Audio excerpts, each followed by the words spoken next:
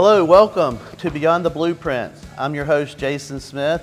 Today we are at Beeson Hardware. We're within McPeeters, and we're going to talk about kitchens and baths today. And Ian's going to take us on a trip through the showroom floor here and point out, all the things that are new and trending in kitchen and bath. Ian travels around the country for Beeson, meeting with builders, designers, manufacturers, and bringing back the latest and greatest here for consumers, builders, any kind of client that's looking for kitchen and bath items. And so Ian, welcome to the show today. Thank you. And so Beyond the Blueprints, we travel all across the Triad. We're interviewing industry leaders and professionals, and we're talking about all things new construction. So if you haven't seen one of our podcasts, please go back and check them out. We've had lots of great interviews. So today we're going to go through the kitchens first. Ian, tell us a little bit about what's going on here. Yeah, absolutely. Well, first off, welcome to Beeson Decorative. Thank you. Starting here, we're looking at the House of Roll. And out of probably the majority of the brands that we have on display, the House of Roll covers a wide range of selection. They have 4 or 5 different branches of the House of Roll. Your Rebel, your Perrin and Rowe, your Roll. You've also got your Victoria and Albert, so all different things to cover different styles. Starting here, you can see it's very modern with the House of Roll itself, but you can get very traditional. Faucets and farm sinks, so their farm sinks are with Shaw, but they've got over 100 years worth of history there. And that's a majority of the House of Roll too. One of the things you just brought up, you brought up the word modern. Yeah. So in the custom and luxury world, we're seeing a lot of things kind of trend modern versus historically very, Southern and very, classical, traditional. But now we're seeing things really shift very modern. Are you seeing that in kitchen and bath? So for a second, we kind of had traditional, transitional, which is kind of the middle step there. So everybody was coming in looking for, something that really wasn't too old looking, but kind of stepped into that sleek design. Now it's kind of fully jumped into everyone wants sleek, nice, new looking, shinier finishes. They don't necessarily want something like a living finish like we're on your traditional fixtures. So definitely more a trend towards the modern look. Okay. Well, let's walk over and talk about this sink that we were talking about off camera, but tell us some of the stuff about this Shaw farm sink. Yeah, absolutely. So it's a fire clay sink. And they always say everybody has their own fire clay sink. There's even, your budget builder line. However, everyone's of Shaw's is made and manufactured in England, and it's made and manufactured pretty much to the highest standard that you can have. Okay. Each sink is kind of assigned their own inspector, and if it doesn't meet like exact specifications, they're broken up, they're chunked up, they're reground into a new sink. So underneath each sink, and it's kind of too heavy to flip over, but you have a stamp of the inspector who sat there and quality assured it. So nothing leaves this factory and comes over to the U.S. or out to the consumer that isn't of kind of the highest standard. Now, are there different levels of this? Yeah, so this is just your plain, porcelain fire clay sink. They've got ones that are fluted, so a little more design-wise. They've got full prints on fire clay sinks.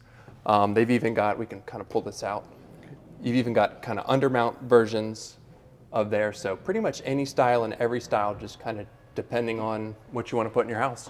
So not to get into pricing too much, but where would you find a sink like this? Is this kind of a luxury type sink? So definitely just because of the care that comes with it and how kind of custom you can get with it at times, it is a little more luxury than just your normal drop-in sink or regular undermount kitchen sink. And so are people still doing a lot of farm sinks? Or a lot of that? Yep. Okay. So there's been a trend of less and less of them, but still every now and again you'll get people coming in, builders coming in, wanting to put them all in housing developments. So with all this modern shift, what's kind of the go-to sink for your luxury buyer in that modern type kitchen? Is it a farm sink? Is it undermount? Is it? It's more like your workstation sink these days. So that'll be perfect. We've got a lot of workstation brands as well. So we can walk kind of towards Blanco. So Blanco has kind of the largest display of workstation that we have here.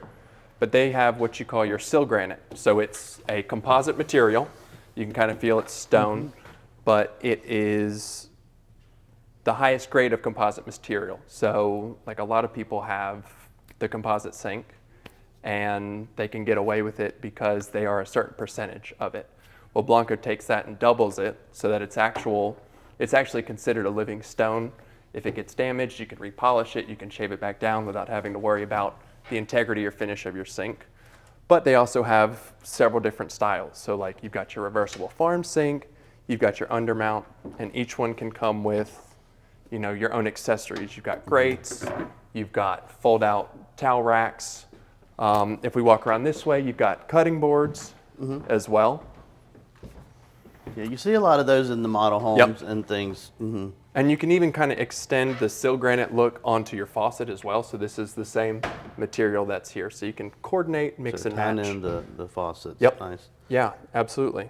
Okay, so what else in the, as far as faucets go, what kind of modern trends are you seeing there? I mean, some of these are looking kind of neat and cool and different versus what we might used to have seen. Some of them even have an industrial kind of feel. Yep. So more what we're seeing now, and it's kind of not just the South doing this, but the kitchen these days, people are moving away from like your standard polished nickel or satin nickel and kind of going for kind of interesting pops of color in the kitchen, and their kitchen faucets kind of where they really want to express that. So you've got certain brands like your California faucet where you can get a black chrome like this, or your Graph where you can even add a touch of your satin gold along with your faucet. People are kind of moving away from your semi-pro faucets. They're still all available, but people more prefer your pull-down sprays or pull-out spray versions. And lots of color combination. I notice over here you got the gold and the dark, and you got the black, and over here you tied in the black with the sink. Is that kind of trending now? Yeah. So kind of even a bigger thing is even to have your sinks come to match your faucet. So if you get a gold faucet, you can even get a gold sink, or if you want a more of a copper tone. So yeah, the coordination is really big these days.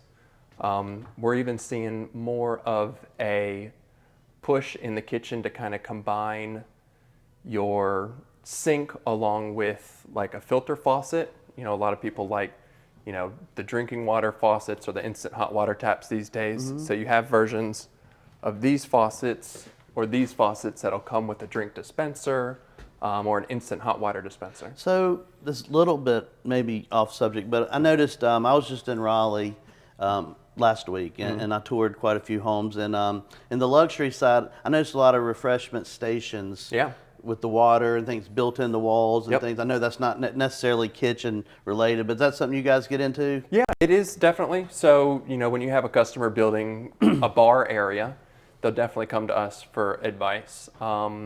It's really big these days, and we have a company even that has an all-in-one faucet that gives you your hot water, your carbonated water, and your filtered cold water. So and that's brand new.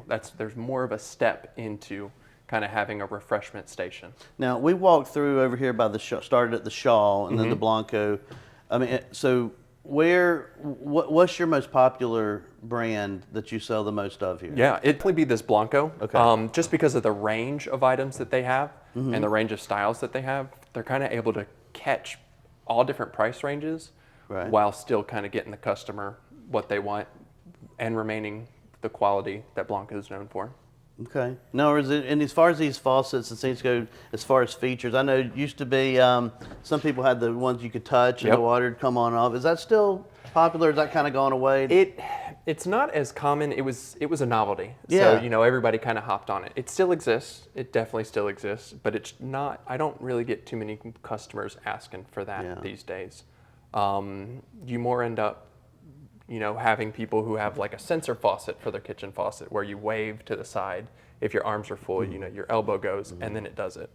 Now, are you seeing pot fillers? They used to be real big. Do you still see a lot of that in the kitchens and stuff? So we're seeing a lot of them, but we're seeing a new use for them. Okay. So instead of, putting them over your stove or putting them beside your sink, we're seeing them be used for pet stations. So people are mounting them a little lower and using them to fill like their dog bowls or, wash dog paws off and things like that. Okay. So it's still popular, just different uses. Well, you mentioned I know we're in kitchens and baths. We won't get off on pets, but you mentioned pets, and I know in some of the custom homes we're working on now, and I am seeing pet stations in drop zones or garages and things where people can take their dogs into almost like a mini little bathtub, and they have it all set up. In some cases, it's nicer than the regular baths. But is that something you're seeing trending too? Yeah, Speaking absolutely. of pets. So, and we'll even get into it later, but we've even got a bath brand that has a specific dog hand shower that's meant for if you want inside use or outside use connected to your hose. They make it just for that.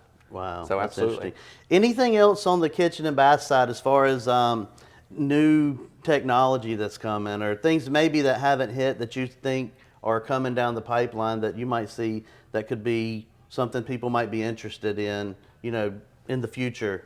Yeah, so I think that not necessarily new, but more of a focus on it, and we can kind of shift this direction. People have been kind of concerned for a while, and rightfully so, just about the quality of drinking water and the experience in the kitchen. So one of the things that we spec more like drinking filters, not necessarily, we can do whole house, but specifically underneath your kitchen faucet so that the food that you rinse off, the cup of water that you grab from the kitchen faucet is all filtered water. Kind of the step aside from that, if you are having all these food prep stations, people spend a lot of money going for garbage disposals that are quiet. We're all used to the, loud noise, but it's the small additions, your filter along with a quiet garbage disposal that can handle anything. Now speaking of garbage disposals, we get asked this question a lot. Yeah. A lot of our new construction's out in the county where there's not sewer and public water. So are there proper disposals that are septic friendly? We get asked that a lot. Yeah. So it's kind of a double-edged sword. So with the septic system, the more you put down it, the more you're just going to have to deal with. Like, it's just a fact of life. At some point. Yes. The smaller that food particles are and can get down into your septic system, the faster that they'll break up, the faster that bacteria can work with it. So you really want a garbage disposal that's kind of not just crushing, but you want maceration. So yes, there are definitely correct ones for that. Right. Well, we were talking off camera too. If you're building, or if you're considering building or remodeling or anything of that nature, you should really come down here to Beeson. Check out this showroom. It's fantastic. And this is not stuff you're going to see just anywhere. Walk in off the street and to other stores and just see these brands. So come down here and visit Ian. This is a great place. This showroom's fantastic. One thing, Beeson's we're talking off camera too, I couldn't believe it, but nowadays we talk about companies being in business 25, 50 years, 100 years. Beeson's been in business 145 years. That's pretty fantastic. Now, it started out as something different, and it's kind of grown into what it is. But tell us a little bit about Beeson, just in general, for the people that don't know. Absolutely. So, a company being kind of as old as this, we've gone through our evolution. So, like you said, we've had a lot of different instances, carriage shop, then a general store. Right now, we handle kind of anything that a house needs from the ground up. So we've got a lumber yard, an industrial door window shop. We do have a 3M division as well, but then you have this division itself, which is kind of the finishings, your hardware, your plumbing, stuff like that. So, as Beeson exists, we kind of can do a house from the ground up. It's been in business, been around here for many years. We are going to take a stroll. In next episode, we're going to be in the baths, and we're going to talk a lot about tubs, toilets, amazing things you wouldn't believe that they do nowadays. So thank you for joining us. Catch us on the web and anywhere you can download these podcasts anywhere. Go to Triad New Home Guide and check us out. Thanks for joining us.